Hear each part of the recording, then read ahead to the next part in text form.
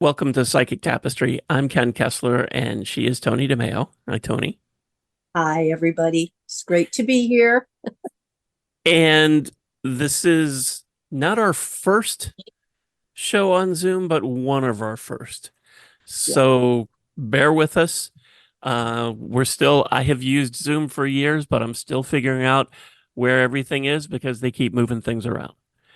Yeah, I And think there's a new version or something now. yeah, there's a new version often.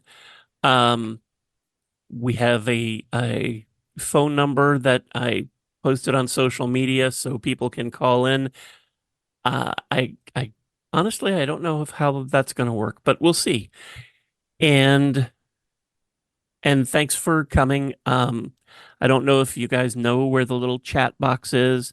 If you have questions as we're rolling along and you want to pop something in the chat box, I'll kind of keep an eye on that.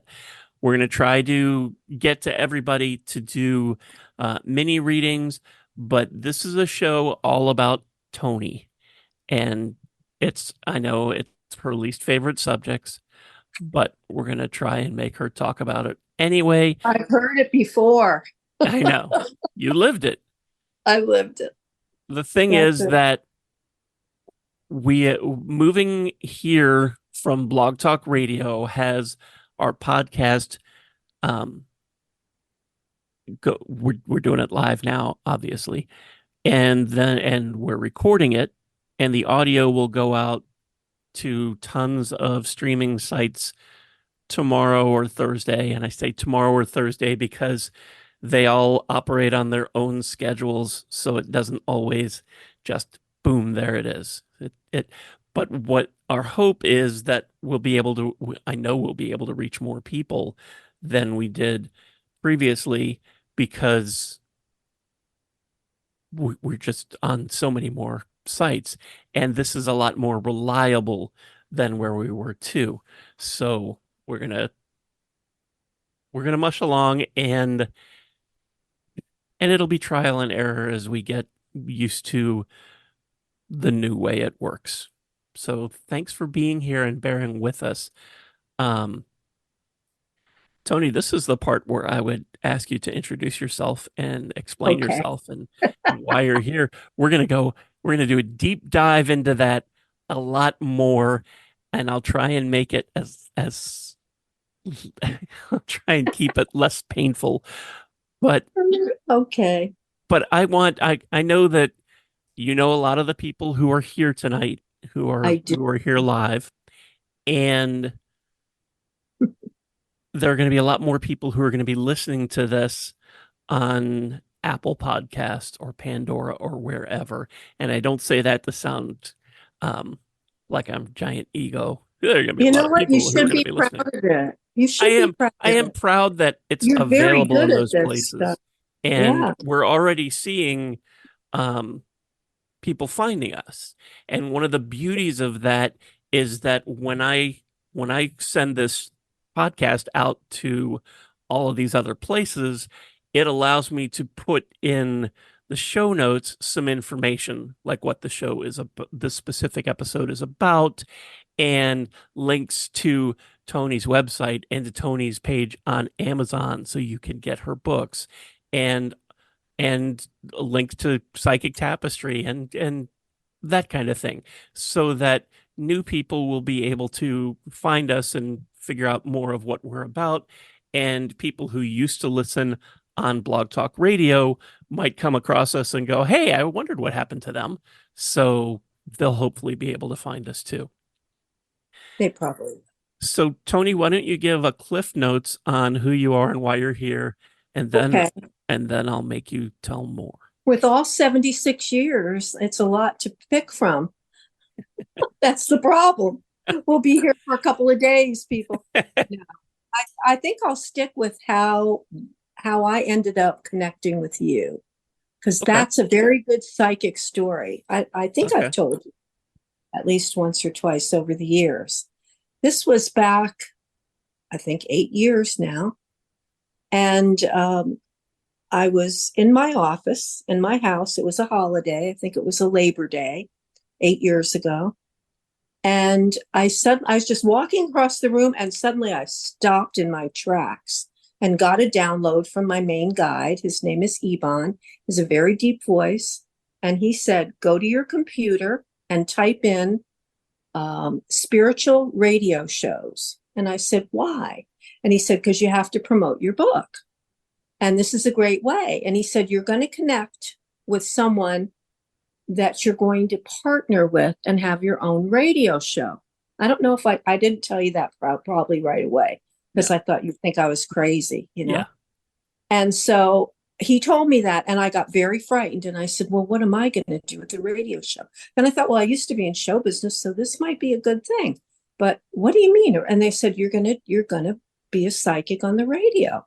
And I said, am I ready for that? You know, here I'm talking to my guide. Of course, I'm ready for it. But I was just being silly. So I went and typed in spiritual, or, spiritual radio. And shouldn't I have gotten Hay House first, right? Hmm. But guess what I got? I got one thing: psychic tapestry. Oh, I was going to guess. And I looked at it, and then I thought, and then the guide said, now go to this website and listen to one of his shows. And I heard the one with the psychic from Boston. I forget her name now. I was her friend for years. She's very good. She was on TV there, and you had her on quite often. You had a lot of good people. He had Thomas John on, who went on to be very famous. Quite a lot of people. So anyway, so I'm listening to this show, and I'm thinking, I kind of like him. I think we'd work well together. This could work, you know?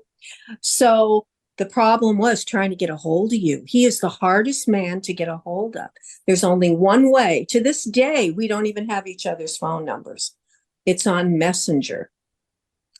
And so I go to Messenger, and I start, I give him a big long thing, and I hear nothing. And I think, hey, guide, I get my guide back. What? Nothing. Anyway, long story short, it took a long time to get his attention. Finally, I did. And he said he would check me out. Ken said he would check me out and get back to me. So he did. I think at that point, I had a Google from my writing and stuff. And I don't know if I had one for being a psychic at that point. But anyway, then you signed me up for one of the Psychic Tapestry 2-hour interview shows that he did. And he said, oh, and by the way, since you are a psychic, which I admitted to being, would you do some live readings at the end of the show? I said, oh my God, I don't think I could do that. I've never done a reading that wasn't in person. And I heard the voice of my guide again saying, say yes, say yes, say yes, say yes now. Don't even think about it. Just say yes. So I said yes. And then I thought, why did I say yes? And I was literally shaking. So all of my show business training had to come into play. I don't think anybody can tell how terrified I was during that interview. So afraid at the end that I would have to do these readings. And I said to my guide, how am I going to, I didn't even have cards with me at the time. I didn't even have cards. And the guide said to me, you do readings the way you always do readings. I tell you what to say. I do the readings, and you just tell them what I said. And I said, oh my God, that's right. It always comes through you. Everything comes through you. I knew that since birth. That's another whole story. We'll be here for days. So that's how it happened. And then guess what happened? We were so popular that day that there were so many calls. He couldn't believe it. And at the end of the show, he said, would you come back next week? And I said, sure, because I knew what was going to happen. The guide had told me. At the end of 4 weeks, I was on for 4 Saturdays straight. And on the 5th Saturday, he said, I'm going to create a show for you. And I said, real? Oh my God. I said, really? I couldn't believe it. I have chills even now. So that was a hit from my guides. They told me before I'd even met him. And we've been going strong ever since. Well, So this is my retirement career, and he gave it to me. Ken and my guides. well, I would just like to say first, I get lots of messages and emails from people who want to come on and promote I know you do. their book, their this, their that, whatever. So unless I have a really bad vibe about somebody, I always tell them, Well, let me take a look at what you've got and see how it fits with what our podcast is about. And Tony was very persistent, I was. When and I am the most persistent person that you will ever meet. If I and I, I don't do it naturally. I push myself, but it's the guides that push me. They make me be persistent. Yeah, I wouldn't let you wiggle away. well, I I kept wasn't even talking. trying to wiggle away, but I was I just know. I trying to, keep everything scheduled and going, um Mhm. and I thought that she was very interesting. She had these books about her past life, and I thought this would be very interesting to talk about. People are always interested in past lives, and sure, why not? And Yeah, and it has worked out. I think it's worked out very well. I do One too. of the, one of the best decisions I ever made. Oh, So, thank you. um, And you know what? We've never met in person. no, Isn't that the weirdest thing? After all these years, and I know it you was. so well, we know each other, and I know Lisa. Just weird. Um, I want to do a little bit of background about you for anybody who doesn't know. Okay. So I'm guessing mediumship came first because that was pretty Absolutely. much That out of the that's womb. yeah, out of the womb. When I was in the womb, just before my birth, I was trying to get out and come into Earth. I remember that part. I can understand that. Because they had told me this is going to be a rough one. You've got a lot of karma, girl. You did some bad things and you're going to fix it with all these husbands. And I said, oh my God, husbands, that's not very romantic. It's I always thought I'd only have one. But anyway, here I am in the womb and he's telling me all this stuff and you'll just have to come back and do it again. So just get born and do your thing and I'll be with you every step of the way. And we're going in and that's it. And boom. And there it was very painful birth. I remember that. And then I shot out of my mommy and into the light and this blinding light. I couldn't stand the light. I remember it. I closed my eyes. Oh my God, it was awful. And then the way people, the nurses, they were very matter of fact because they were busy, they were working. And they pick me up and bring me over here and my arms are gone. I remember I thought I was going to get dropped and I'm waiting, trying to hear my mother's voice. My mother, who was a beautiful model. I don't look anything like my mother. Samantha looked like my mother. She was a model and very kind of spoiled person.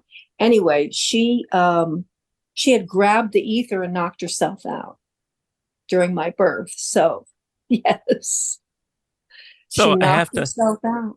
I have to Yeah. ask you at this point, you must know how unusual it is to To remember remember that. that.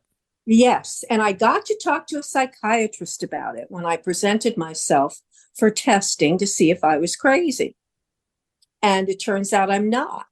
But I did go through all the tests, the ink blots, everything, because I wanted to be sure that I wasn't crazy. I mean, there was one point when I kind of doubted, just thought, well, maybe this isn't normal. But anyway, they said I'm normal. I'm just very colorful. That's how the psychiatrist put it.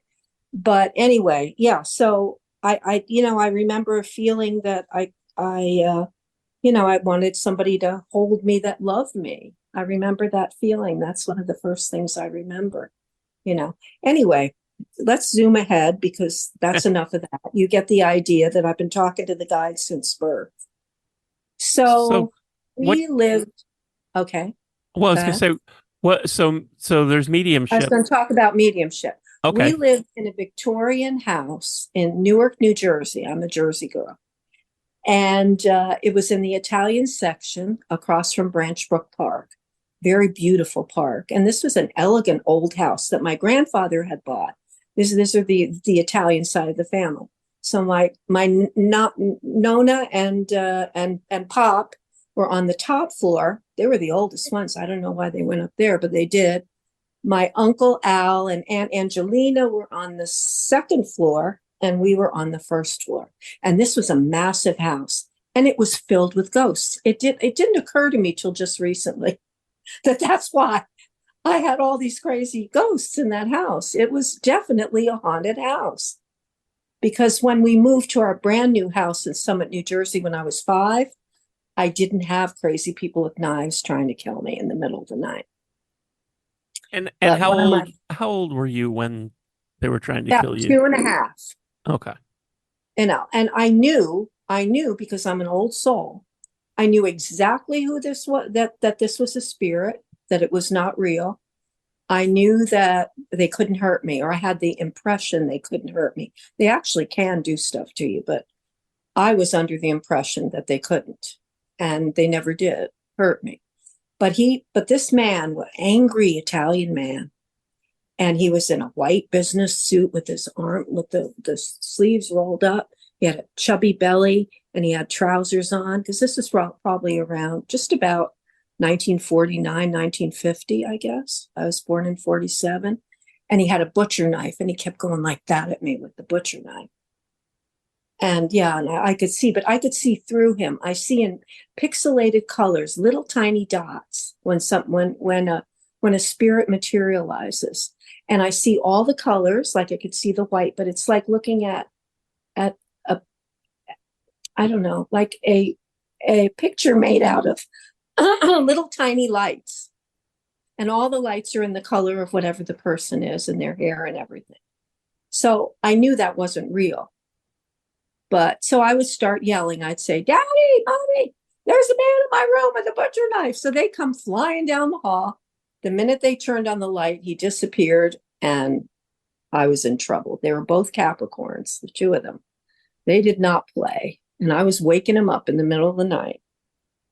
So I knew I was on my own, because my father, the last time I called him, as he's coming down the hall, there better be a man in there with a knife. And I thought, oh boy, if you don't disappear, I told him, but he did. He didn't want to mess with my dad either. So I thought I knew I could go to my gram, and she came every week to see us. So I did. And I told her, and she hugged me, and she goes, "You've got it. You've got it." I said, "I've got what?" "You've got the psychic abilities. They tend to come down through the grandkids." And all my grandkids, so many, not all of them, most of them are psychic. Both of my children are psychic. Samantha was too. So all three. So a lot of people in the family are psychic through me. And anyway, what am I trying to say? I'm losing my train of thought because I'm so old. Okay. What was I So saying? so mediumship was first. Yes, I was thrust into it. And Um, there were other people that would come in and see me, women, nervous people that would pace back and forth and be all neurotic and crazy and want me to do something. And I would just, so Graham told me, just tell them I'm just a little kid and I can't help you. Go look for somebody who can help you. And then she said, close my eyes and say a prayer and ask God to take the person away, take the spirit away. And it worked. And then she also had me fill a glass of water and put it next to my bed every night. And I was not to drink that water. There was another, I could drink a different water, but I couldn't drink that water because the theory is that spirits love to dive into water, which they tend to do. I don't know if I so you had didn't want spirits in the water or not, but I would empty it out every morning. And it worked. It made me feel better. And it literally calmed down. Never completely stopped. There was always noises and weird things and things moving and just all kinds of things happening in that house. you So I know, was glad to get out of there. I think just about every metaphysical person that has been on Psychic Tapestry that I have interviewed has said that at some point they thought they were crazy. Yeah. Usually early on when stuff starts happening. I know I felt like that when things started to open for me. I was very concerned that this is what crazy feels like. Yeah. I'm sure everybody goes through that. For this to happen to you at such a young age, for you to just come into this, at what point did you decide that you were going to be on a metaphysical path? I mean, I know you didn't do that when you were Oh, 4, but yeah, I did.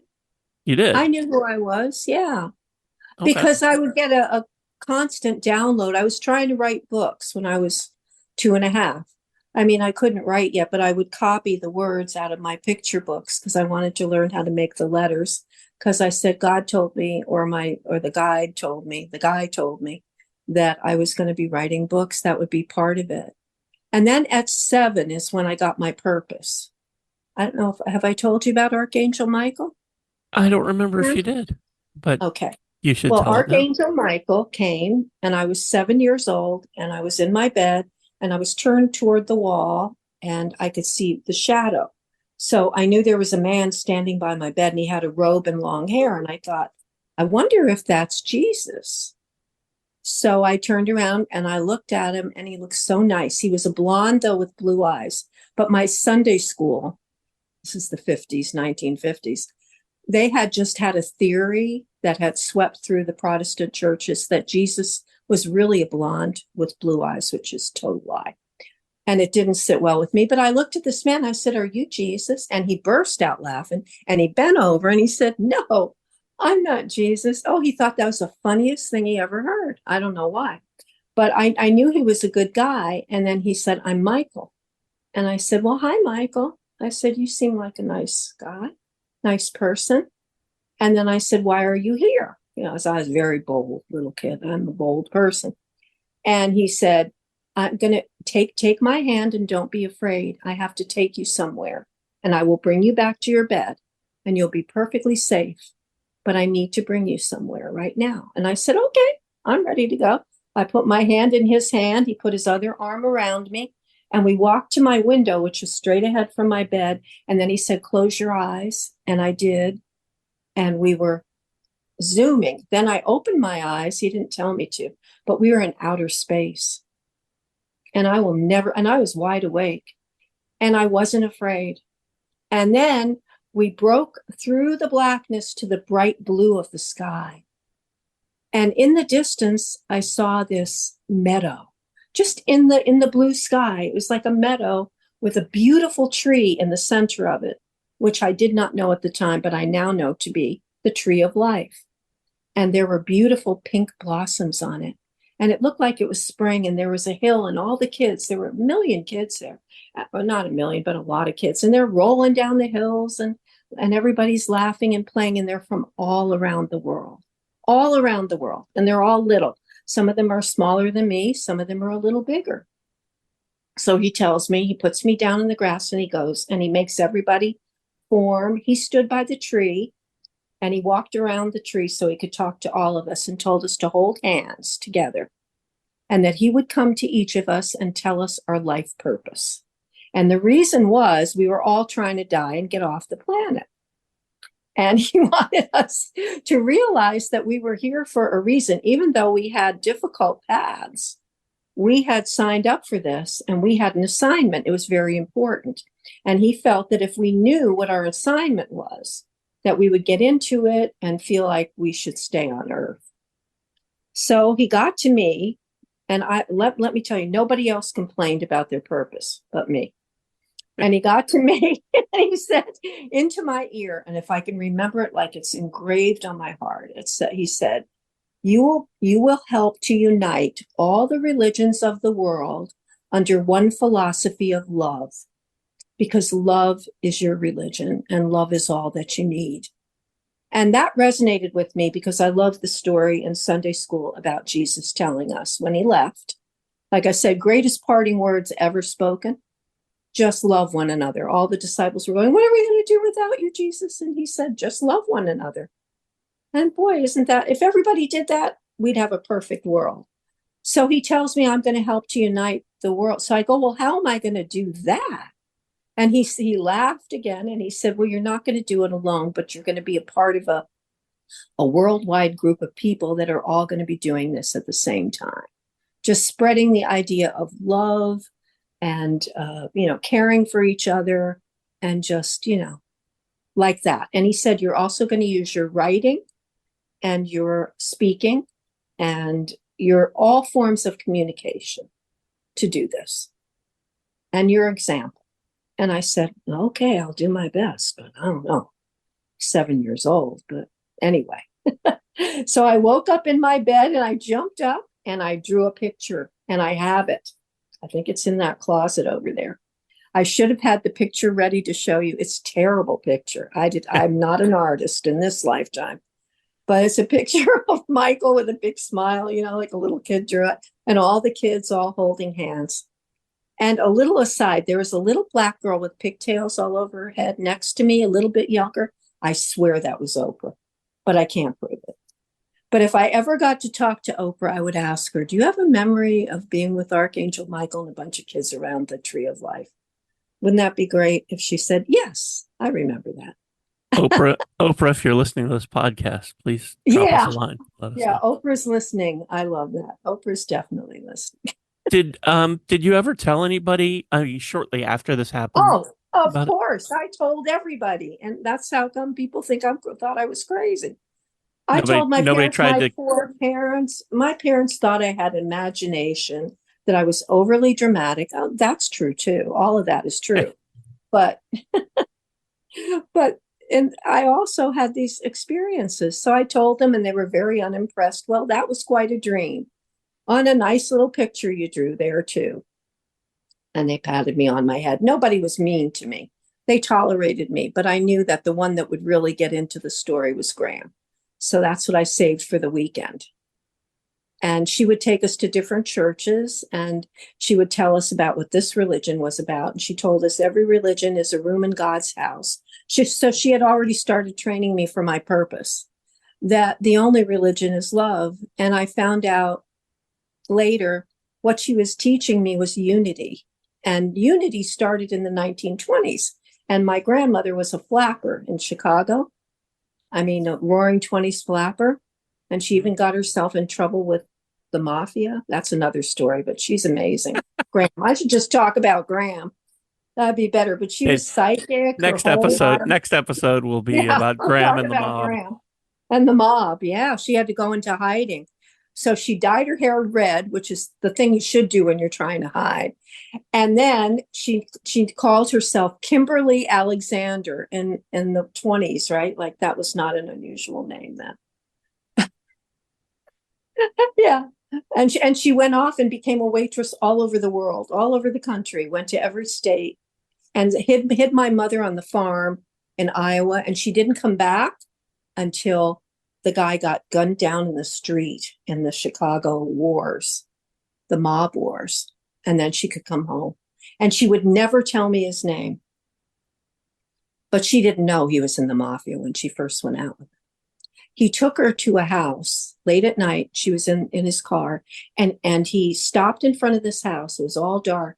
And he pushed her head down and said, get down on the floor. Then he opened a compartment in the floor of his car and took out a Tommy gun, rolled down the window and shot out all the windows in the house. And that's when she decided to leave town. Yeah, that would do it for me. Yeah, that would do it for me. Let's circle back to you though. Okay. That's my favorite talk, Graham. I know you do anything to not talk about you. Yeah. Pretty much. So at 7, Archangel Michael and your purpose. Yes. What was the next metaphysical modality that you came into? Was it past lives? Was it Reiki? Oh, the past lives was at 2.5. I started to remember. I was watching Hopalong Cassidy in black and white on the TV with my little brother. And suddenly I just started to, was rushing down a tunnel. Like my vision got very narrow. It's almost like right now, if it happened, I'd think I was having a stroke at this age, but it was weird. I was tiny and I blanked out and I was back in time. And I was in this wagon. I was thrust into the scene and there was smoke everywhere. And the top of the wagon was on fire. And I knew, and I looked down at myself and I was a woman or an older person than I was at 2.5. I was adult. And I knew that I had to get this little girl out of that. She was hiding somewhere. And all I could hear in in my ears was like a sing song, um, like a little song saying, "Little children hide from fire, little children hide from fire." So I don't know, that was probably my guide in that lifetime telling me that. So I started thinking, where could she hide in this wagon? And she was up under the seat. So I pulled her out, and she had already passed out actually from the smoke. And I got out just in time and put her down by the by the bottom of the on the ground, whatever. Anyway, and then I realized the Indians were circling the wagon. All the wagons were in a big row, and I was in a big circle, and the Indians were shooting flaming arrows into our wagons. And it was so terrifying. And I could smell the bear grease on their face, which I didn't know what that was at that time. And I found out later as an adult when I did research on these different things just to learn more about it, that they would put bear grease on their with the makeup that they put on with the, berries or whatever to do war paint. And it stunk. They stunk of this bear grease. It was very feral and awful, rancid. And I remembered that smell. And this was at 2.5. 2.5. And then I popped back into the room and I went into the kitchen. Of course, I always had to tell everybody everything. And I said to my mother, and my father was reading the paper, and she was making dinner, was about to be on the table. And I said, I was burned by the Indians in a covered wagon, but I lived. And they go, okay. Okay, dinner's at 6. Okay, yeah. Okay, that's this another good story. this worked its way into your books, right? Yeah, that was one of the scenes from the book. And that's how I started to have, and that, but the first one was a flashback that I remember so vividly. And I was so afraid of these Indians that I was just traumatized by them, the Native Americans. I'm not being politically correct, because they were dangerous for me at the time, even though now I realize why. We did terrible things to them. I'm so ashamed. But yeah.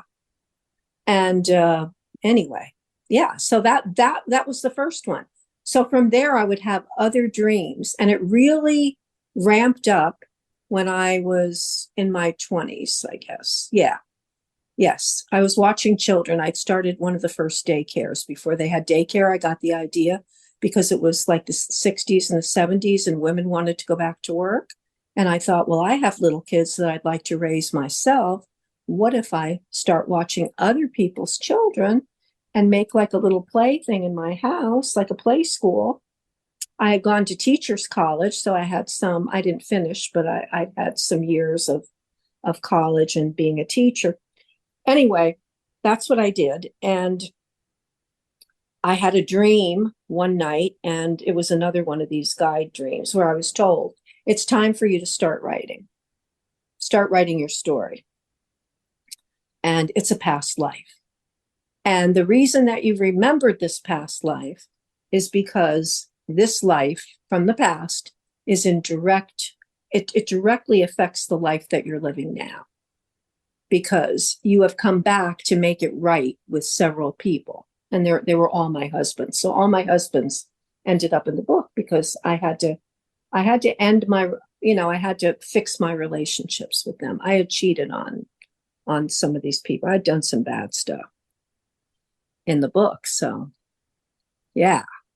And the I books deserve it. are on Amazon now, and The I will books are on put a link Amazon out there now, and they're called the Heart Trilogy. The first one is My Heart Will Find You. And it's the story of love that survives, because in the course of that book, I did meet the love of my life in the past, and he was quite a rascal. And I ran into him again in this lifetime, and he was still a rascal. But I'm glad I got to experience him. He was husband number 3. He was my dancing husband. So yeah. You started to work on these in your 20s. When did they actually come out? Oh, the books? Not Yeah. until I was an old lady. Until when? When did the first publisher that I sent it to? 2013, 2014, it came out. And then I realized I never read the books. I was so tired of going over the books for publication that I didn't read the published book. They had taken out all the sex scenes. They had taken out all my sex scenes. So I fired the publisher. One day I read the books and I fired the publisher and I put everything back in and I rewrote the whole thing from a different perspective. I think it was a better story, and put it out myself in 2000. And I actually am still selling books. I get a check every month. It's not, I can't live off it, but And people are buying them. the Heart trilogy, this is what led you to find me. That's right. So I was going to promote those books in the first incarnation in 2014. So it's 2014 that I was trying to find you. Yeah. Yeah. And I think 2015 was probably our first show, was it? I think it was. So. Yeah, I think so. Yeah. Where along the way did Reiki come into the picture and how? Oh, Reiki. Okay. I was always told, even as a child, that I had healing hands. And then when I had my own children, my children would say, "Mommy, my head hurts. Come put your hand on my head and take it away." And I didn't even know I was doing that, but I could. Or they tell me, or my son would hurt his leg and he would say, "Put your hand on my leg and fix it." And I would, and his leg would be better. I would just say a prayer for healing, which is what Reiki is, really. And then I had a friend in, let's see, what year are we up to? I think it was the 90s. Yeah, it was the 90s. And I was looking for a modality of healing where you put your hands on people, but not Oral Roberts. Remember Oral Roberts? Anybody old enough? Yep, Jackie knows. Okay. Okay, there you do too. Okay, Karen. Yeah. So he used to heal people on TV. My grandma and I loved that, watching Oral Roberts. That was so cool. So I just knew that that was my next step because the guides tell me what to do. So I went to New Hope, Pennsylvania. Didn't know why, but that was the next thing that happened. And I found a spiritual bookstore, which I'd never seen one in my life, living in the Pocono Mountains where I was at the time. And I, bought some of these books, and they were about a thing called Reiki. So I didn't know what it was, but I knew that's what I needed. So I read the book, got home, and thought, this is exactly it. Now I need to find somebody to teach it to me. So that very week, I started telling everybody I knew. That's my way of having things happen. I tell everybody that I know what I want to do next or what I need to know or find, and somebody leads me there. So I said it to my friend that had the MS, and my ulterior motive was I was going to help her get better from MS. And she's still alive, by the way. She's had MS since 82. That's unbelievable. She's had a lot of remissions. So anyway, I say to her name is Jane. I go, "Jane, I'm reading this book about Reiki, blah, blah, blah. And I'm looking, I wish I could find somebody to teach me, but I don't know how to do it." There was no Google then. And she said, "Well, guess what?" I said, "What?" She said, "A friend of mine who works at the college, she's a professor. I ran into her in the supermarket, and she told me that she's teaching a class on something called Reiki, and she has one spot left, and it's this coming Saturday. So do you want me to hook you up with her?" And I said, yes. I called, and of course I had to pay a lot of money, but I had just gotten my income tax return. So in those days, Reiki 1 was like $1,000 or whatever. Yeah. So I paid for Reiki 1, and I paid $1,000 for Reiki 2. And my master's, I think I paid $3 for. Yeah. But I did all that in the 90s. And then I almost killed my cat. I went home and gave my cat, the only one in the house was a cat, my little Crow, my little black cat. And I gave him, he was little, and I gave him a whole bunch of Reiki, and he went just like this. Boom. He fell over. I killed him. He just was so relaxed. I couldn't wake him up. That's So I love. realized, Love Reiki. well, but you have to not give animals and little children, when they say it's enough, you have to back off. Yeah. Because you can't give them too much. And that was my Reiki journey. And that's just how my life works. I have a million stories. That's enough about me. Let's do some reading. Wait. I want to do I readings, know you want to do readings. You wanted but to I do readings do. half They an hour all ago. pay. It isn't fair. So, but I want everybody who's going to be listening to this to know all about you. And we've talked Oh, about that's about it. mediumship, and we've talked Yeah, about Reiki, and we've talked about past lives. Do you do past life readings? I can. I can. That's what I did on your show, the first show. Right. I didn't know I could. And remember how the people were saying I had dreams about that and stuff? It was so weird because Well, I thought I was just telling stories, but I'm doing what my guide told me. And it, then the one lady said, I think I said she was with a pharaoh and there was a 3-year-old girl. And I remember she said, I have a recurring dream of that very scene. That, yeah, blew me away. I'm going, really? you also use cards. Yes. When did you I pick up? started when I started reading with you, but That's really, I had one deck that I used for myself for about 20 years. I never did tarot. I couldn't do tarot. I went to a tarot reader. Yes, that's the deck. That's right, Jackie, you know. And I went to a tarot reader and I was fine getting the reading, but I couldn't touch the cards. And I've concluded it's the same as my problem with Indian food. I must have had a bad incarnation in India. I cannot stand the odor, the smell of curry. You too, Karen. I see you nodding. I cannot stand the odor of curry. I can't eat it. Can't eat it. I've tried. I tried again with some friends. Can't do it. So I had a bad incarnation there. So I also believe that I was probably killed at some point for doing tarot cards. So I just oh, don't pick them up. I don't have a and problem with them. I just can't touch them. everything is not for everybody. Yeah. I've noticed that. I have tried so many times to work with tarot cards, and I I I don't think I'm stupid, but I can't remember. It just Yeah. It's doesn't just click. not And I meant look at to the be. cards and I'm just like, doesn't I don't know, doesn't mean anything. Yeah. Yeah. And But with but your musical cards mean the world. they do. I one of the Yeah. first things I did when things music is a big thing for me, and I went all over that in a previous episode of this, so I won't bore everybody listening with the same story again. But um, I made a tarot deck for myself and assigned songs to each of the cards that I felt sort of fit with it because that worked for me. I remember when I was trying to learn it, and it was the uh, I can't remember which card it was now, but I would turn over a card, and what I would get from it in my head was the Beach Boys, "Wouldn't It Be Nice?" And it was a card about it was one of the fours, but I can't remember right now which one it was because none of that stuff meant anything to me. But it was Right. about the grass being always greener on the other side and not Mhm. appreciating what you have. And wouldn't it be nice if we were older? Um, Yeah.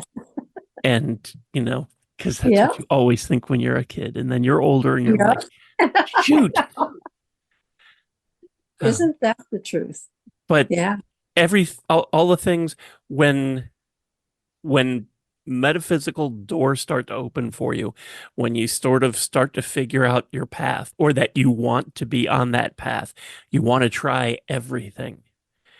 And everything is not necessarily for you. Right. And it can be very frustrating when you sit there and you try and learn. I know people who have taken lots of angel classes, and they give them like a dozen angel names and you're like, I can't remember anybody and what their job Yeah. is. And I always think of that's kind of silly. Like you're gonna talk to the wrong angel and he said, I'd love to help you, but that's not my department. So They'll all help like, us. yes, Yeah. but I get how everything is not for everyone, and it doesn't work the same for everybody. I'm turning over cards and hearing songs, and that's not how it works for everybody. But Hmm. it's all different. The way that you sometimes see spirit is not the same as it is for anybody else, but that's how it works for you. Yeah. Well, And that's I've got like a deal with my guide now. I've set parameters so I don't have dead people sitting in my house anymore. They have to stay out of my space, and I keep it with Reiki. I do Reiki in all the rooms and keep it high vibrational, and they're allowed to communicate with me. I'm fine communicating with any spirit, but I want to see them in my mind's eye when I close my eyes and not sitting in front of me. And hey, so my guide keeps them like that, and it works. I think that's so important. And if I were Mm-hmm. teaching psychic development or anything like that, that would be day one. Yeah, You day would one. day one Set your parameters. set your boundaries. My my main guide is Parker, and one Yeah, of the first thing, and I envision him with a clipboard and a velvet rope. And if your name's not on the list, you're not getting in. And I love it. that's just how it works for me. And he knows. Yeah. And I was getting really overwhelmed, and I was told, well, you can decide how this works. Oh, And I was yeah. like, oh, really? Okay. Don't let anybody in. Their name's not on the That's list. it. If I don't want just Yeah, anybody coming and bothering me, and I don't want to be scared, so I don't want to see anything that's going to freak me out, and do it. And exactly. Well, from birth, from a little kid, all my life when I went to sleep, but not anymore because I've set the boundaries. I saw what I call the gallery. It's a gallery of dead faces, and they come in front, and they would come right in front of my face in black and white and just come by, and I would say, hello. I don't know what to do. They actually didn't scare me. I was able to go to sleep like that because it was just the way that I went to sleep. And I would think, I'm pretty sure these people are all dead. So I would wish them well, or I'd say a prayer for them or whatever.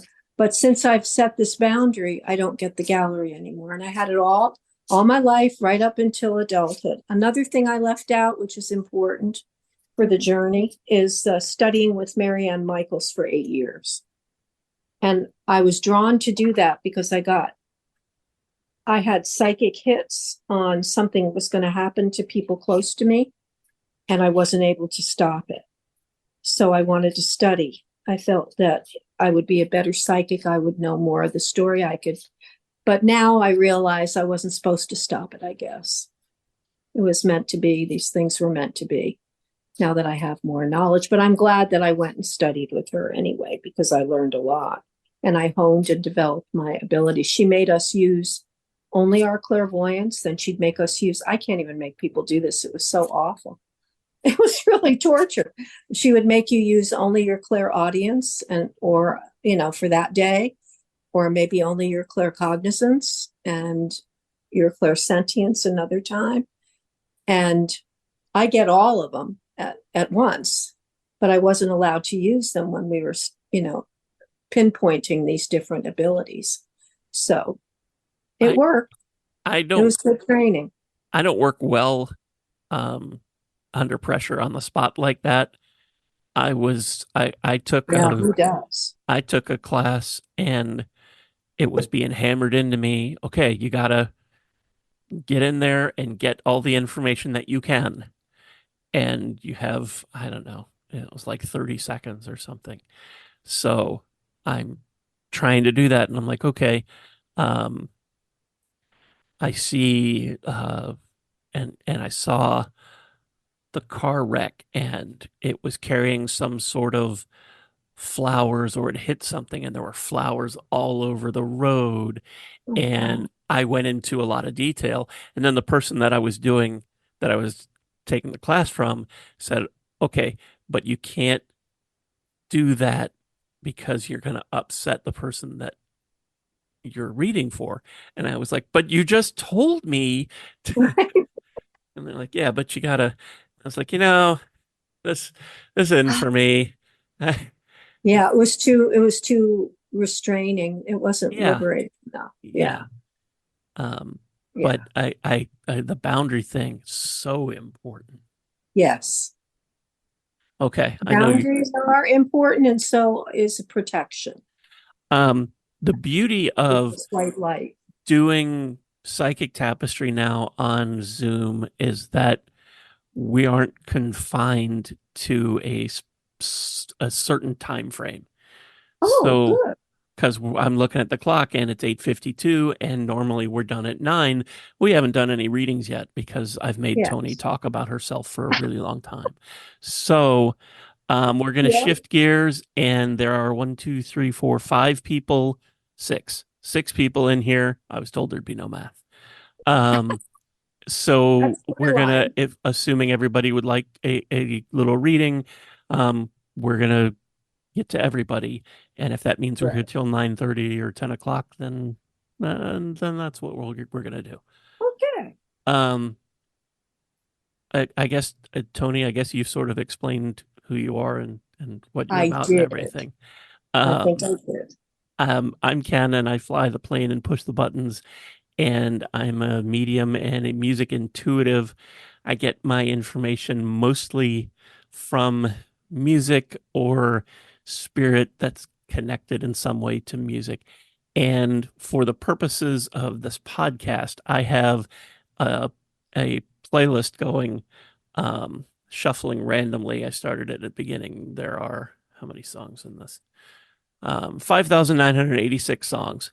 And I invite my guides and angels to give me the song that's the message for you.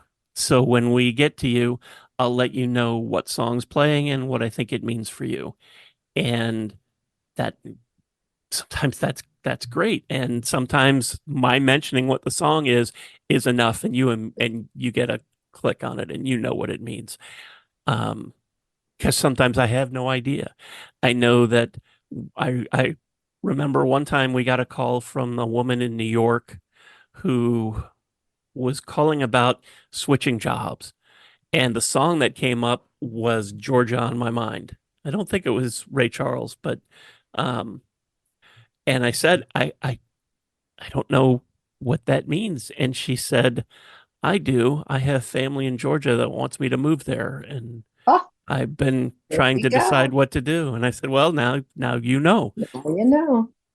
So anyhow, that's how it works. That's a Angels and good one. spirit like to use what's in our heads as the readers to trigger in you whatever it is you need to know. And sometimes that can be as simple as me saying Georgia on my mind. So, um, Zoom has moved everybody around a couple of times. So I don't know who was here first. So I'm going to go sort of just around in order that's on my screen. Okay. And and we'll see how that works. And the only person who doesn't have a name on here, but I think your name's Gabby. No, Justice for Gabby. Um, Samsung. I'm gonna ask you to unmute. Oh, that's Karen. Okay. That's me. Hi, Hi. Karen. I just You briefly know sort of Karen. saw that you had put a message in there, and I saw that it ended with Gabby, so I thought your name was Gabby. But It's um, Karen. She's been on our show bunches of times. well, hi, Karen. How can we help you Hi. tonight?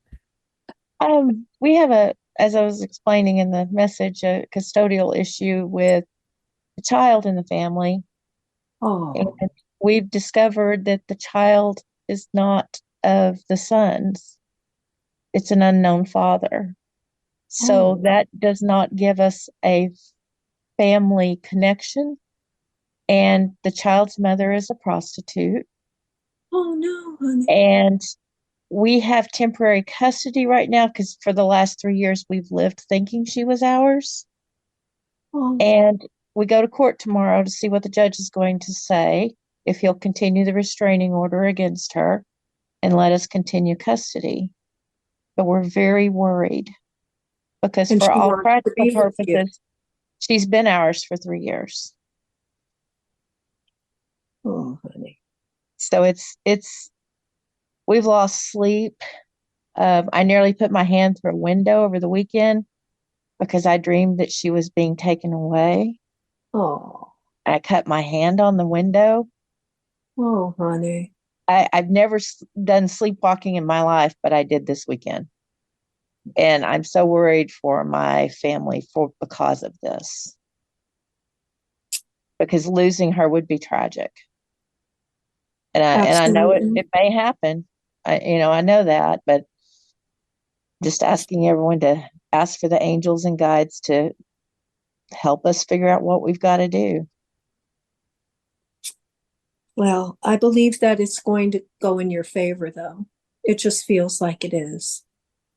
I feel like it is. We've done our best to put everything in place to make it happen, but it's been absolutely gut-wrenching. We just found out last week that we don't have any family claim technically, because the son that we thought was, that was the birth father, the DNA test came back that it's not him. Oh, And with her doing the profession she's choosing to do, it could be anybody. it could be anyone. So who, it's so Well, unknown.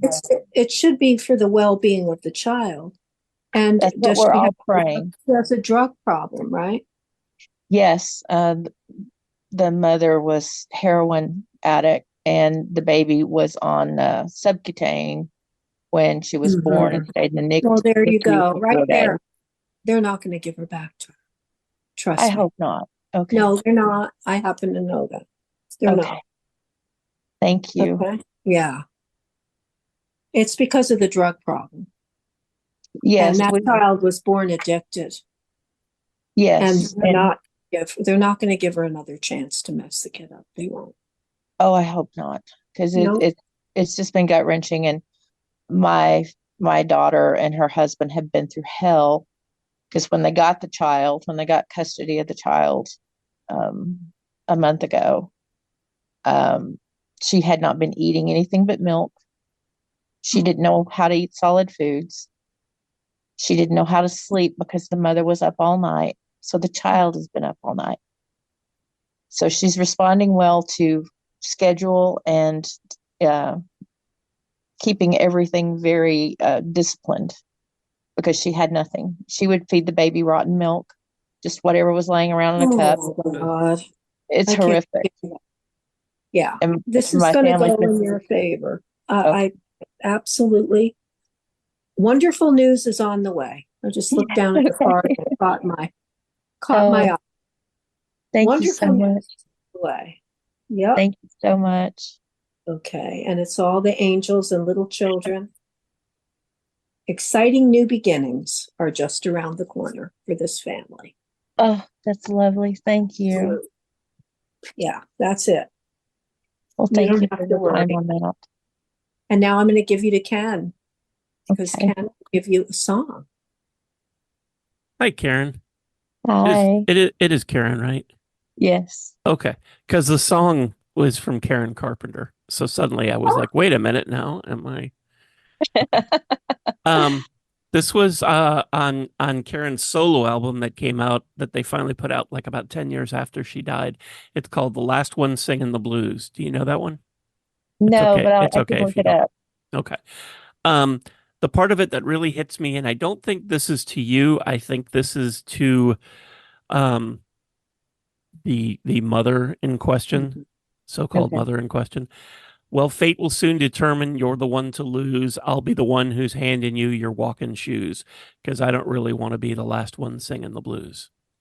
There you Wow. go. Um, Oh, I y'all have make me to cry. I have to put a caveat on there that it is tricky to tap into somebody else. Yes. Um, so, you Especially know, when they're on Well, drugs, because that but makes you yeah, them did. erratic. But right. you did. Yeah, Yeah, you You did. did. Thank you so much. you're And then welcome. the name of it again? Um, the last one singing the blues, Last Karen one, Singing the Carpenter. Blues. Okay, I'm gonna write that down. Thank y'all so much. You're very Oh, welcome. thank you, honey. I'm I gonna just pop. spent the weekend with them, and it was hard to leave. Yes. Yeah, I just I'm came sure. back today. So it's been a lot, but thank y'all so much. You are very welcome. I'm gonna pop you back on mute, and Leah, you're next. Leah. I'm here. I'm here. Hi, Hi. Miss Leah. Hi. Hi. Is Hi. there anything in particular you'd like me to look into today? No, No, just just whatever. whatever you get. I'm always open and happy. Oh, I love this for you, honey. Thank you. Be open to your own success. Very Be good. to your own success. She's an amazing artist. Been Thank watching you grow. She's been studying and learning, and her art is incredible. I'm blessed to have several pieces myself. So look at all the wonderful things you can do when you listen to divine guidance. You have balanced many different priorities over the years, and you always come out a winner. There will be a lot of recognition and praise headed your way, but don't be shy. Allow others to shower you with the gratitude you deserve. So be open to your own success. You're going to do something that's going to bring great success to you. And I Thank know you. that it's hard for you to believe fully in your talent, but I think are you getting better at that now? I feel like I am. I am. The more I and more that I love continue it. to do this, the more I'm open to receive. And then I'm also, with the practicing of my abilities as well. Yes, So I think yeah. the two combined, I believe really, really help. And it's always the confidence and believing in myself that over the years and studying and being with the community, it's really helped tremendously. Oh, yeah. Well, I can see great success in art for you, as well as your psychic abilities. When you came to class the other week, I thought, wow, she doesn't need to come to class, but she was so good. It was so good. Thank you for Thank popping you. in. Well, thank you. And I'm Thank going to you. give you a pen for a song. I can't wait All to right. hear it. Thank you, Kim. Oh, thank you, Toni. Thank you, Toni. Love Yes. you. Love you. Hi, Leah. Hi. I bet I am not the first person to tell you that you need to take better care of yourself. The song that came up is "A Hard Day's Night" by the Beatles. Um, and it is about essentially it's about working all the time. Uh, but it can be I don't feel like that's quite it. I feel like it's just that you have a really long to-do list and you're not on it. Yeah. And it's just a reminder that you need to it's not bad if you decide to take an afternoon, even an hour just for you to relax, to meditate, unwind, have a root beer float, something that makes you happy just for you Mm. before you dive back in and fix everybody else's problems. Yeah. That makes sense. That does. That does. It resonates. Thank you. Okay. Thank you both. Thank you. Thank You're you. you are very welcome. Pop you back on mute here and move over to Rose. Miss Rose, I love you, Rose. Rose, I have a Love card you, for Toni. you. It already popped out. There is a new love coming for you, Rose. It's coming like Christmas. It is. I mean, I feel it so you have to get out of the house though. I know you work at home. You're at home a lot. You do go to Unity, thank God. A relationship grows closer to two as two people fall deeply in love. Friendships may also deepen into spiritual connections for you. Mutual respect and understanding exist or will develop. Don't give up on any relationships that feel challenging to you. There is still hope. So that's good to know. That is good to know. And I do believe that this new man is coming. Let's see if I can get you a time. What did I do with my pendulum? Okay.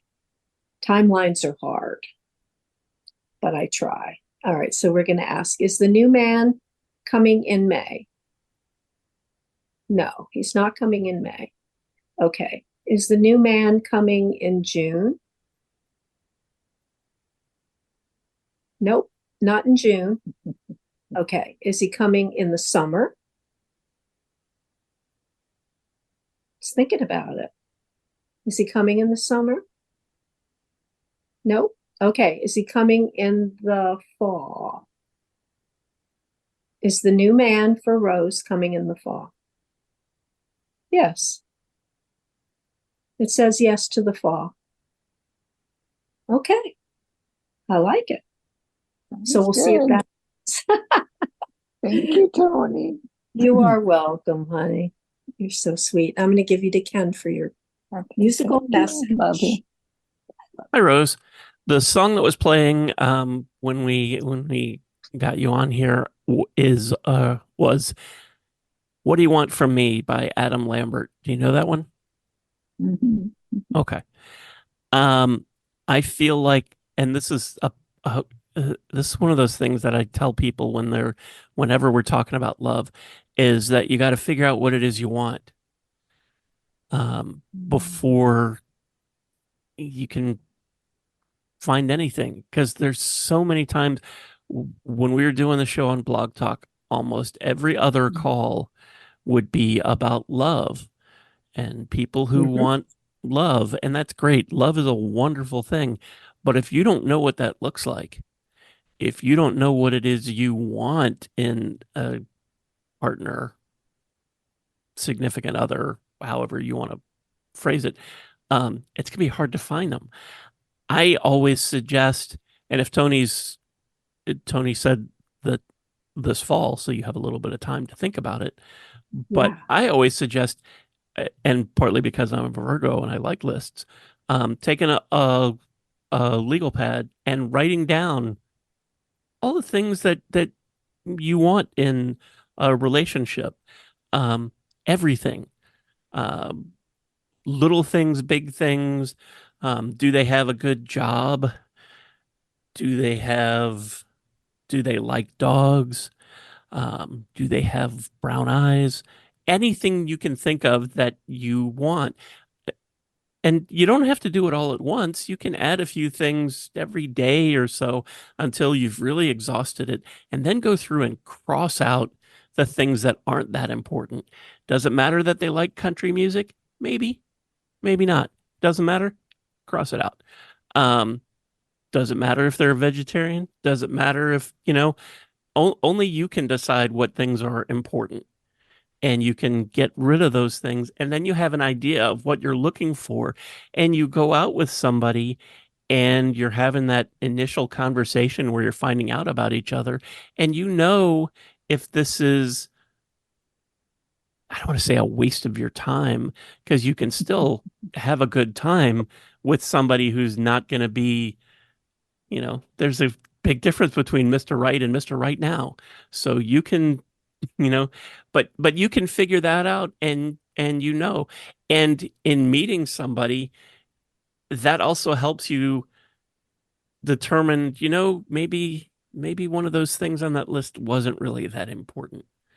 And because your list shouldn't be written in stone, because that can just make That's you true. miserable. That's a But good point. it's just sort of a guide to, so you're thinking about the things that are important to you, and only you know that.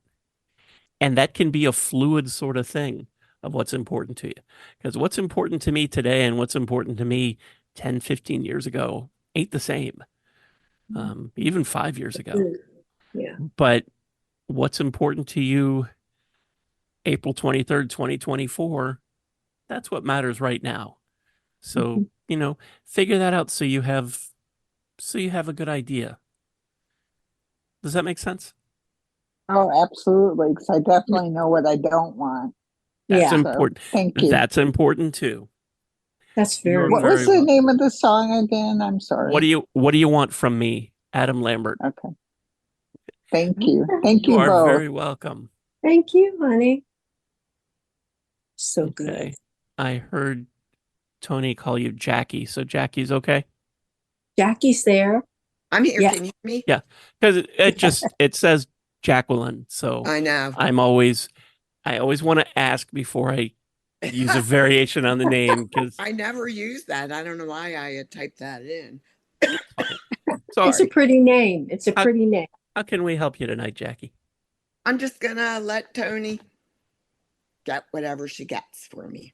Okay. I got a good one for you. Oh, A good. new beginning. Oh, good. That's what popped out. Yes. You're at the beginning of a wonderful journey. There's no need to have any fear, as the guardian angels are walking beside you every step of the way. You have unique gifts to offer this world. Ooh. You will just free yourself from everything that holds you back. New opportunities will present themselves when you truly believe. Okay. And I believe that. I also know you have a new love coming too. I know. Maybe. I am feeling that so strong. Oh, okay. And also the Reiki journey that you're on. Yeah, Jackie I think that plays big. Jackie is a lifelong healer. I mean, she was in medicine for years before retirement. She's a physician's assistant and an RN. Nurse practitioner. Nurse Nurse. practitioner. Oh, nurse practitioner. Okay. Nurse practitioner. That's even better. That's even better. Well, super nurse. I would say that. And no, I know you were. I can tell because she's had Reiki 1 and she's giving Reiki to people and they're having miraculous healings. And this is with Reiki 1. Maybe they're just being nice to me, Toni. No, they're not, honey. You're it's who you are. I'm not surprised. Well, thank you. So, Appreciate it. It's who you are. And that's your new beginning. It's going to be amazing. Double. And we'll give you to Ken for the song. Oh, good. Thank you. Hey, Thanks, Jackie. Toni. The song that was playing when we picked you up here is it's another Beatles song, "Things We Said Today." Do you know that one? No. Okay. What album was it? I think it was actually a single or Oh. the flip side of a single, so it didn't come on until I have never heard of that song. Me neither. But this is it's a great song to remind you about the importance of I think it was on the Hard Day's Night soundtrack, which is interesting that another song from that came now that I think about it. But the importance of how you speak to others, especially anybody that you care about. Someday when I'm lonely, wishing you weren't so far away, then I will remember things we said today. Oh. That sounds so good. I'm going to look it up tomorrow. It's just about being mindful of the way you speak to others, especially when emotions are involved, because it's very easy to say something that you wish you didn't say. And I'm not saying that you do that or that you're about to do that, but it's good to just be thinking about the way you're going to respond to somebody before you do it and how what you say might make them feel. Because no, you're spot on, Ken. Okay. I have 2 situations that could apply to. Thank you. Okay. You are very welcome. I won't over-explain it then. In fact, we just had a talk about that, right? As moms, you have to bite our tongues. Advice. Yes. Yeah. Think about that. Isn't that eerie in a way? Yeah. Well, he's good. He's good. We're both great. She's just saying that because she's glad she doesn't have to talk more. Thank you both. Thank you, Jackie. All right. Ron, you're next. Yay, Ron. Hi, Mr. Ron. How are you today? Good. Hello. How are you? Thank you for coming. Such a sweetie. Okay. Let me get these all shuffled up for you. Let's see what the guides have in store for Ron. Oh, wow. All right. This is so true of you. Maybe you need to hear it today. Inner strength. You have great courage and great kindness. You may not realize how strong and powerful you are, but there's no problem that you can't solve. You have it all within you, Ron. The compassion you so freely give to others must also be given to yourself. Stand strong in your convictions if the right answer to tell someone is no. Okay? And I just feel like you really are an amazing guy. I mean, we know this. We've known you for years. You just are so kind and so strong. And you've got it all within you. There's nothing you can't do or solve. I believe it. Did that resonate a little bit?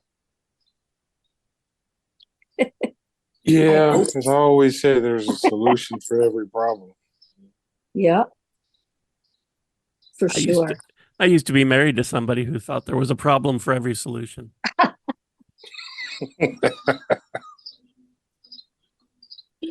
That's tragic. Yes, yes, it is. But you are now married to a wonderful I person. am. I am You very really lucky are. now. She's amazing. Yeah. And now you're going to give him a song. Ron, the song that was playing um, was a recent Rolling Stones song called "Doom and Gloom." Um, I don't know if you know that one. It's 4 or 5 years old, but Do it's it's about what is no that matter about? how bad things might appear or might get in your head, that you have a lot to be thankful for. And sometimes it's easier than others to remember that, but it's very easy to get caught up in the doom and gloom and the darkness. And those are the times you need it most to think about what's going right. I do this thing at night where I think about 11 things that I'm grateful for from that day. And some days it's really hard to come up with 11 things because I've had a crappy day and this is dumb. I don't want to think of 11 things. But, and they don't have to be 11 giant things. Hey, I won the lottery. That's pretty cool. No, but it can be, you know what? The Wi-Fi worked today. I found somewhere to park that wasn't too far away from the office. It didn't rain on me on the way into the office. Um, you can come up with stuff. And if you get into the habit of doing that, it feels like homework at first. But after like a week or so, it starts to feel real and you start to believe it. And when you have those doom and gloom kind of days or hours or moments or whatever, it gets easier to remember how fortunate you are. And, I'm not trying to peddle that everything is sunshine and rainbows because I live here and I know, but it gets easier to know that, it might be crappy right now, but this isn't forever. This is just right now. And I'm going to figure a way to deal with this. And in the meantime, I've got all this stuff that's going for me and it's going to be all right. Does that make sense? Yeah, that makes sense. That's what I do because I mean, as I'm just going through life, um, and if I'm feeling down, there's always something put in front of me that I'm like, oh, I'm doing okay. I mean, I was driving down the street and I was starting to feel a little down about some stuff going on. And I see a guy with this shopping cart full of everything he owns in the world. And it's like, oh, well, you need to show a little gratitude because it's not that bad. It ain't that bad. Yeah, Mhm. exactly. I'm with you. My mom is almost 90 years old and we go out to lunch quite often. And every once in a while, she will see somebody who's in a wheelchair or has an oxygen tank or something else. And she will say, okay, that's a good reminder that I don't Mhm. have it so bad. Yeah. So true. Well, thank you, Ron. Thanks Yeah. for being part of the podcast tonight. And we have one more. It's our friend. And hi, Joe. You were probably the first Joe. one here. I'm sorry you're the last one we got to. Okay. Joe, What can we do show, for you show tonight? yourself. What are you doing? Oh, I'm in a dark room, so Oh, okay. All meaningless. right. I've got two things on my mind: my show next May 4th Yes. and a new dog. Do you have a new dog now? No, but I put in a request to meet 3 different ones through Pet Finder. Are they all Chihuahuas? Duh. I know, I know, I know. It's so hard when you lose your best friend. They're all pure Chihuahuas, but they look like the deer head type. So Aw. Oh. Well, I know that you're going to be very successful. And I want to tell you, I've got to come to that show. I've been seeing the pictures online of what you're doing. Did you do that actual temple with all the gold and stuff? Did you make that thing? we have a team that did that, and we're going to burn it at the gala for the Orange Show fundraiser in November. Oh. The Temple of Forgiveness, where you write on it, or you stuff a photograph of someone, or something you said, or whatever you want to release. And Amazing. it was a pleasure it was an honor to work on it. Last Thursday, I couldn't walk. I bet. Had shoes and lots of concrete. And then Chinatown fixed me up. So, but no, it was a pure honor. And the first day I made an impression on the artist that was his design by cleaning up and sweeping up. He said, "I saw what you did." And I said, "It's a terrible habit." And he goes, "No, it didn't." So he started giving me lots bigger jobs. So I did all the lights, and Oh, wow. pretty fantastic. Well, I'm telling you, you're amazing. And right after the art card parade too. That was pretty spectacular. Well, the card for you today is out with the old, in with the new. Okay. So heaven is showing you a sign. It's time to move in a new direction. I think you are with your art. It looks all different.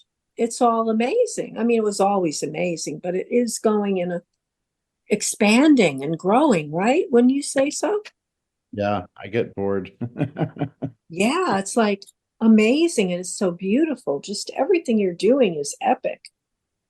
So often this is because you're not happy and you feel a lack of purpose in your life when you need to go in a new direction. This is a wake-up call to make changes that match your heart's desires and your spiritual truths.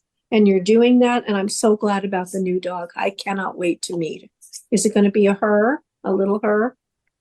It's a her. Yeah, I got right? not having a leg lifter. Yeah. Okay. I can't wait to meet her. It'll be so much fun. It's And to see your new art. And I'm going to give you a pen now. Coco Lucy. What? What'd you The say? 3 dogs' names are Coco, All Lucy. right. I can't pronounce the other one, so I'll probably make up a new one. I like Lucy. Did you say Lucy? Yeah. I kind of leaning toward Lucy.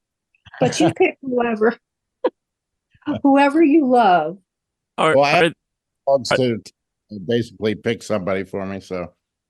Yes. Are these puppies? Are these older dogs? They're rescues. So Nice. one is about a year old, and the rest of them are 3 to 4. Nice. Yeah. I have a rescue, a used dog. And yes, you do. Rascal. He's wonderful. He doesn't like anybody else, but he likes But me. He you. was abused, but he likes Yeah. me. He's going to be 12 in July. Oh, But I love dogs, especially I know rescues. you do. Um, I believe in rescues too. Tony, I didn't mean to jump in on you. Are you Oh, no. Go ahead. Give him this music. okay? Yeah. James Brown for you. Get up, get into it, get involved. Do you know that one? Oh, yeah. Okay. I love it. Okay. Well, it kind of speaks for itself, and you're getting up and getting into it and getting involved in both of the things you were asking about, and that's the right thing. You just need to do it with confidence. We can't all have the confidence of James Brown, but you can have. Joe kind of does, though. If Well, you've there met you go. Joe, Joe's a confident man. Next Saturday, I will need it. Okay. Well, there you are. We can see you a little bit. you listen to some James Brown before you get where you need to go, and that should pump you right up. James Brown and oh, Al Green have been on my radio a lot. So Love that. Nice. Yeah. Good Good choices. stuff. Good stuff. Well, Look at thank you for that. your patience, Joe. all right, thank you. Thank you for And coming, everybody. thanks And everybody listening. for showing up. Thank you. Thanks for everybody who's just listening, whether you were listening tonight or you were listening uh, at some point in the future. We really appreciate it. Toni, thank you for giving up a big chunk of your Tuesday evening for us and for going on and on about yourself, even though you didn't want to talk about it. Well, I think thank you. No, I meant it like that because you kept trying to stop and I wouldn't let you. I know it's I- true. Well, it's hard when you have so much that I could talk about. How do I pick I which know. thing? I know. Got a Well, million stories that's why I was trying to to rein me in. rein you in and to guide you, but sometimes It's you hard to do. sometimes you gotta say, and I firmly believe that you said what you said tonight because somebody needed to hear it. I agree with that. That's usually what happens, right? Yeah. That's always what happens. Absolutely. It And we hear definitely about is. it later. It's true. Well, I think Oh, this outing was a big success. We didn't get any phone calls tonight, but I'll put the number out again for the next episode. We should be back 2 weeks from tonight, um, technology and all other things permitting, and we'll do it again. In the okay. meantime, thanks for being with us and take care of yourselves, and remember to tell those close to you that you love them. And we will see you in a couple weeks. Bye, everybody. Love you. Bye.